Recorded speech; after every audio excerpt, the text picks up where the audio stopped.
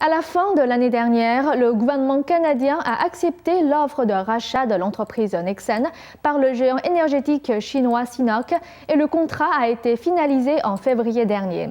Mais beaucoup remettent en question cet accord et dénoncent l'engagement de la Sinopec dans la campagne de persécution menée par le régime communiste contre le Falun Gong et d'autres groupes spirituels en Chine continentale. Le Canada devrait porter davantage d'attention à la question des droits de l'homme en Chine lorsqu'il signe des contrats d'affaires avec la Chine. Tel est le message transmis par l'ONG One Free World International lors d'un forum organisé à Ottawa ce lundi. Les relations commerciales entre la Chine et le Canada ont été l'objet d'une attention particulière lorsque l'entreprise pétrolière Nexen a été rachetée par la compagnie d'État chinoise Sinopec. Selon les observateurs, ce contrat représente une menace pour la sécurité du Canada et soulève aussi la question de l'implication de la Sinopec dans la persécution religieuse menée par le régime chinois. L'entrée d'une entreprise d'État comme la Sinopec est problématique parce qu'ils ont un passé douteux au niveau des droits de l'homme dans le monde entier. La Sinopec a en effet aidé le régime chinois à réprimer les pratiquants de Falun Gong. Le Parti communiste a maintenu une campagne de persécution systématique contre le groupe depuis 1999.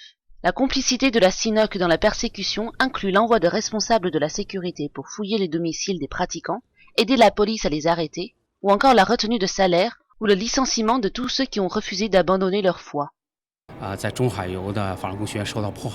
Nous avons reçu des informations au sujet de 77 pratiquants de Falun Gong identifiés qui ont été persécutés par la Sinopec. Nous voulons dire au gouvernement canadien que cette persécution soutenue par la Sinopec est grave et que le Canada devrait refuser cette campagne. La Sinopec a aussi été accusée d'avoir forcé le relogement d'éleveurs nomades tibétains au cours de ses opérations en Chine. Nous devons défendre les droits de l'homme. Nous ne pouvons pas ignorer ce qui se passe pour les pratiquants de Falun Gong. Nous ne pouvons pas ignorer l'immolation des moines bouddhistes tibétains dans leur désespoir. Le gouvernement canadien a approuvé l'achat de Nexen par la Sinopec à hauteur de 15,1 milliards de dollars en décembre dernier et le contrat a été signé en février dernier. Le premier ministre canadien Stephen Harper a qualifié cette reprise de bénéfice net pour l'économie canadienne.